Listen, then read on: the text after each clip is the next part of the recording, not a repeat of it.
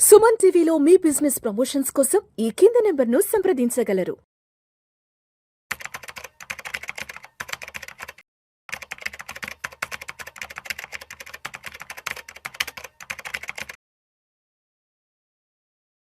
Sir Chakradhar గారు నమస్తే sir. నమస్తే అండి. Welcome to Vishnu talks. Thanks అండి. చక్రధర్ గారు, ఈ వీడియోలో కాస్త డీటెయిల్డ్గా రిటైర్మెంట్కి దగ్గరగా ఉన్న సీనియర్ సిటిజన్స్ కోసం కాస్త మాట్లాడుకుందాం సార్. ఇప్పుడు చాలామంది ఎక్కువగా ఏం చేస్తుంటారంటే ఈ ట్రెడిషనల్ ఇన్వెస్ట్మెంట్స్ అని చెప్పేసి బ్యాంకుల్లో ఫిక్స్డ్ డిపాజిట్ చేస్తుంటారు, ఎస్పెషల్లీ సీనియర్ సిటిజన్స్ ఎక్కువగా కూడా. ఎందుకంటే వాళ్ళు ఎక్కువగా ఈ ప్రభుత్వ రంగ సంస్థల్లో పనిచేస్తుంటారు కాబట్టి ఆబ్వియస్గా వాళ్ళ అమౌంట్ అంతా తీసుకెళ్ళి బ్యాంకుల్లో వేస్తుంటారు. సరే, బ్యాంకుల్లో ఇన్వెస్ట్మెంట్ చేస్తే బ్యాంకుల్లో వచ్చే రిటర్న్స్ 6 to 7%, అంటే ఇన్ఫ్లేషన్ని కూడా బీట్ చేయలేని రిటర్న్స్. సో ఈ రోజుల్లో ఇన్ఫ్లేషన్ని కూడా బీట్ చేయలేని రిటర్న్స్తో జీవితాన్ని లాగించాలంటే అయ్యే పని కాదు.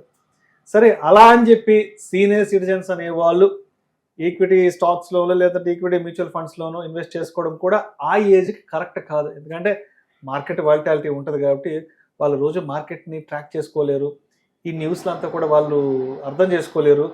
ఇంకోటి ఏంటంటే ఆ వయసుకి రిస్క్ అపెటైట్ కూడా ఫ్యాక్టర్గా తీసుకోవాలి. కాబట్టి మరి రిటైర్మెంట్కి దగ్గరగా ఉన్న వాళ్ళకి సేఫ్ అండ్ సెక్యూరిటీ ఇన్వెస్ట్మెంట్స్ ఏ ఉన్నాయి, ప్రతి నెల టెన్షన్గా ఏదైనా ఒక ఫిక్స్డ్ అమౌంట్ వచ్చే విధానికి?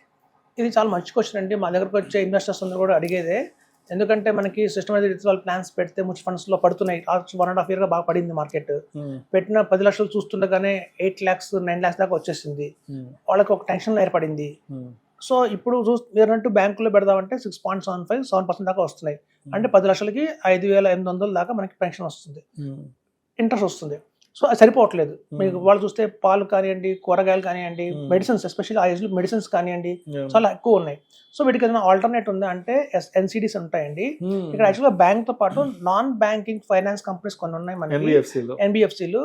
సో ఎన్బిఎఫ్సిలు కూడా మనకి ఫ్లోట్ చేస్తూ ఉంటాయి ఎన్సిడీస్ రూపంలో. ఇవి కూడా మనకి సెబీ ఆథరైజ్డ్ ప్రొడక్ట్ గానే ఉంటుంది. సో ఇందులో ఏంటంటే కార్పొరేట్ బాండ్స్ అంటారు ఎస్పెషల్లీ వీటిల్లో. ఇప్పుడు చూడండి, చాలా మంది తెలియదు ఏంటంటే ఇండియాలో పాపులేషన్, యంగ్ పాపులేషన్ చాలా ఎక్కువ. సో యంగ్ పాపులేషన్ కి ఎప్పుడైతే ఎక్కువ ఉందో కన్సంప్షన్ అనేది బాగా పెరిగింది. లోన్స్ పెద్ద మార్కెట్ అండి. ఇవాళ మార్కెట్లో ఏదైనా పెద్ద, ఇండియాలో ఏదైనా పెద్ద మార్కెట్ ఉంది అంటే loan market, tech market. Credit cards రూపంలో కావచ్చు, పర్సనల్ లోన్స్ రూపంలో కావచ్చు, పెద్దవాళ్ళకి లోన్సే. మనకి ఈవెన్ పెద్దది ఈఎంఐ ఆప్షన్స్ జరుగుతున్నాయి. ఇవాళ పెద్దది ఈఎంఐ ఆప్షన్కి వచ్చేసింది. ప్రపంచం అంతా అప్పుల చుట్టూ జరుగుతుంది. సో ఇప్పుడు ఇలాంటి ఆప్షన్స్ ని వాళ్ళు ఎన్కాష్ చేసుకుంటే ఎన్సిటీస్ వస్తున్నాయండి. సో ఇప్పుడు మనకి మార్కెట్ లో డీమ్యాట్ అకౌంట్ అయితే కంపల్సరీగా ఉండాలి ఎవరైతే ఇందులో ఇన్వెస్ట్ చేద్దాం అనుకుంటున్నారో. ఇప్పుడు సపోజ్ చెప్తాను, ఒక మంచి ఎన్సిటీస్ ఉన్నాయి మనకి. ఎర్లీ శాలరీ అని ఒకటి ఉంటుందండి. ముత్తూట్ ఫైనాన్స్ కార్పొరేషన్ అంటే అందరూ తెలుసు. ముత్తూట్ గ్రూప్ వాళ్ళది చాలా పెద్ద గ్రూప్ అది. శ్రీరామ్ వాళ్ళది, బజాజ్ ఫైనాన్స్ కానివ్వండి, ఇట్లాంటి పెద్ద పెద్ద కంపెనీస్ అన్ని కూడా వీటికి రేటింగ్ ఇస్తారండి. క్రిసిల్ వాళ్ళు రేటింగ్ ఇస్తారు. AAA నుంచి తీసుకుంటే AAA, A+, A-, BBB, B+, B-, అలాగే C అని 3 కేటగిరీలో కంపెనీస్ డివైడ్ చేస్తారన్నమాట. సో ఎప్పుడైతే ఏ కేటగిరీ ఉన్నవన్నీ కూడా సేఫ్ కింద లెక్క. మనకి అందులో టెన్షన్ ఉండదు. అవి మంచి రేటింగ్స్ ఉన్న బాండ్స్ అని చెప్పొచ్చు. అలాగే BBB ఉన్న రేటింగ్ ఉన్న కంపెనీస్ ఏవైతే ఉంటాయో కూడా అవి కూడా మంచివేనండి. C వాటికి వెళ్ళకూడదు. C కేటగిరీ బాండ్స్ అని కూడా జంక్ బాండ్స్ అంటారు వాటిని. వాటిలో మన ప్రిన్సిపల్ కూడా కొంచెం డేంజర్గానే ఉంటుంది. సో ఎప్పుడు కూడా మనం తీసుకునేటప్పుడు బాండ్స్ ఏ కేటగిరీకి సంబంధించిన చూసుకోవాలి. ఏ కేటగిరీ BBB తీసుకోవచ్చు, BBB తీసుకోవచ్చు. అయితే BBB కేటగిరీలో ఉన్న ఏవైతే బాండ్స్ ఉన్నాయో మనకి 13% దాకా కూడా రిటర్న్ ఇస్తున్నాయండి. చాలా మంచి ఆర్కా కంపెనీ ఉంది, ఆర్కా ఫైనాన్షియల్స్ అని. అది చాలా మంచి కంపెనీ. సో వాళ్ళు ఢిల్లీ బేస్డ్ కంపెనీ, అది చాలా బాగా లోన్స్ ఇస్తారు. దగ్గర 40 లక్షల మందికి కూడా లోన్ ఇచ్చారు వాళ్ళు, పెద్ద కంపెనీ. సో అట్లాంటి మంచి మంచి కంపెనీస్ చాలా ఉన్నాయి. అవేర్నెస్ లేదు పబ్లిక్ అంతే. సో ఇందులో ఎలా ఉంటుందంటే ఇన్వెస్ట్మెంట్ మినిమం 25,000 రూపీస్ కూడా చేసుకోవచ్చు అండి. 25,000 రూపీస్ మినిమంగా ఇన్వెస్ట్మెంట్ చేయొచ్చు.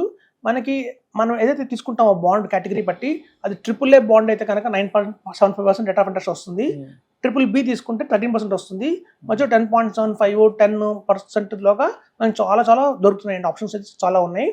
ఇందులో ఏంటంటే కంపల్సరీగా మనకి డిమాట్ అకౌంట్ కంపల్సరీగా ఉండాలి. వాళ్ళు ఇచ్చే యూనిట్స్ అన్ని యూనిట్ రూపంలో మన డిమాట్ అకౌంట్ క్రియేట్ అయిపోతాయి. మనం ఇన్వెస్ట్మెంట్ చేసాం ఒక 10 lakhs, దానికి సంబంధించిన యూనిట్స్ అన్ని కూడా మన డిమాట్ అకౌంట్లో క్రియేట్ అయిపోతాయి. ఇందులో ప్రతి ఒక్క దానికి ఒక టైం వాల్యూ ఉంటుందండి.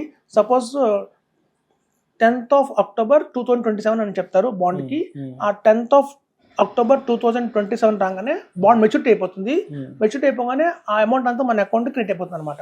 సో అప్పటిదాకా మనకి 10.75% మంత్లీ ఇంట్రెస్ట్ ఫస్ట్ ఒకటో తారీఖుల్లో ఇచ్చేస్తారు. సో మీకు ఆప్షన్స్ కూడా ఉన్నాయండి ఇందులో. సో మంత్లీ, క్వార్టర్లీ, యాన్యువల్లీ కూడా రిటర్న్ తీసుకోవచ్చు మనకి ఇంట్రెస్ట్. సో మనం ఇయర్లీ తీసుకుంటే కొంచెం ఎక్కువ రిటర్న్స్ వస్తుంది, మంత్లీ పేఅవుట్ ఆప్షన్ పెట్టుకుంటే తక్కువ వస్తుంది. సో దీనికి టీడీఎస్ కూడా చేస్తారండి వచ్చిన ఇంట్రెస్ట్, ఎందుకంటే ఇదంతా సెబీ గైడ్ లైన్స్ జరుగుతుంది కాబట్టి టీడీఎస్ కూడా చేస్తారు వాళ్ళు. మనకి టీడీఎస్ పడదు అంటే నేను ఇన్కమ్ ట్యాక్స్ స్లాబ్లో నేను లేను అనుకున్న వాళ్ళందరూ కూడా ఫామ్ 15G/H అని ఒక ఆప్షన్ ఉంటుంది, అది ఆ ఫామ్ కనుక ఇస్తే టీడీఎస్ చేయరు.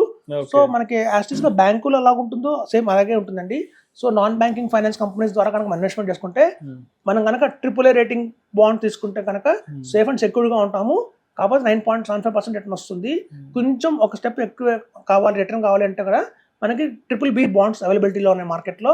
అవి కూడా మనకి 13% రిటర్న్ దాకా వస్తుంది. చూడండి మనం పెట్టిన 10 lakhsకి అమాంతం ఒక 3,000 ఎక్స్ట్రా వచ్చిందంటే రిటర్న్. మనకి పాలు ఖర్చు కావచ్చు, మెడిసిన్స్ ఖర్చు కావచ్చు, కూరగాయలు ఖర్చు కావచ్చు, అవన్నీ కూడా. ఇప్పుడు చూడండి మనం సంపాదించే టైంలో మనకి నెలకి 50,000, 60,000 సంపాదిస్తున్న టైంలో మనకి 5,000 అనగానే పెద్ద అమౌంట్ అనిపించదు, 500 రూపీస్ అనగానే పెద్ద అమౌంట్ అనిపించదు. ఎప్పుడు మనం రిటైర్మెంట్ అవుతామో ప్రతి ఒక్క 100 రూపీస్ కూడా మనకి చాలా పెద్ద వాల్యూ లాగా అనిపిస్తుంది, అది 1000 రూపీస్ లాగా ఫీల్ అవుతాం మనం. సో కాబట్టి అలాంటి వాళ్ళకి ఒక రిటైర్మెంట్ అయిన స్టేజ్లో ఉన్న వాళ్ళకి నెలకి 3,000 ఎక్స్ట్రా జనరేట్ చేసినా కూడా అది చాలా పెద్ద అమౌంట్ కింద వాళ్ళకి ఫీల్ అవుతారండి. సో మినిమం ఇన్వెస్ట్మెంట్ వచ్చి 25,000 రూపీస్ ఇందులో. సో మాక్సిమం ఎంతైనా ఇన్వెస్ట్మెంట్ చేసుకోవచ్చు. సో మనకి ఫిక్స్డ్ డిపాజిట్ రూపంలో లాగానే ఎవ్రీ మంత్ మన అకౌంట్కి వచ్చేస్తుంది అమౌంట్. అన్నీ కూడా డిమాట్ అకౌంట్లో ఉంటాయి కాబట్టి సేఫ్ అండ్ సెక్యూర్గా ఉంటుంది. ఇది బాంబే స్టాక్ ఎక్స్చేంజ్ ద్వారానే ఇన్వెస్ట్మెంట్ చేయాలి. వాళ్ళు ఇచ్చే RBI reserve bank of India account ఇస్తారు, ఆల్ ఇండియా క్లియరెన్స్, ఆ అకౌంట్కి మనం డిపాజిట్ చేయాలన్నమాట. సో అంత సెక్యూర్గా ఉంటుంది ఇది. పబ్లిక్ అవేర్నెస్ లేదు దీని గురించి. సో ఫిక్స్డ్ ఇన్కమ్ కావాలి, స్టాక్ మార్కెట్ రిస్క్ నాకు ఏమాత్రం వద్దు, బ్యాంక్ అంటే నాకు 3% ఎక్స్ట్రా రిటర్న్ రావాలి అన్న వాళ్ళందరికీ కూడా ఇది ఒక మంచి ఆప్షన్ అండి, NCDs, కార్పొరేట్ బాండ్స్. సో దీని ద్వారా ఇన్వెస్ట్మెంట్ చేసుకుంటే చాలా బాగుంటుందని చెప్తున్నాను. Right sir, right sir. Thank you so much Chakradhar గారు. థ్యాంక్స్ అండి.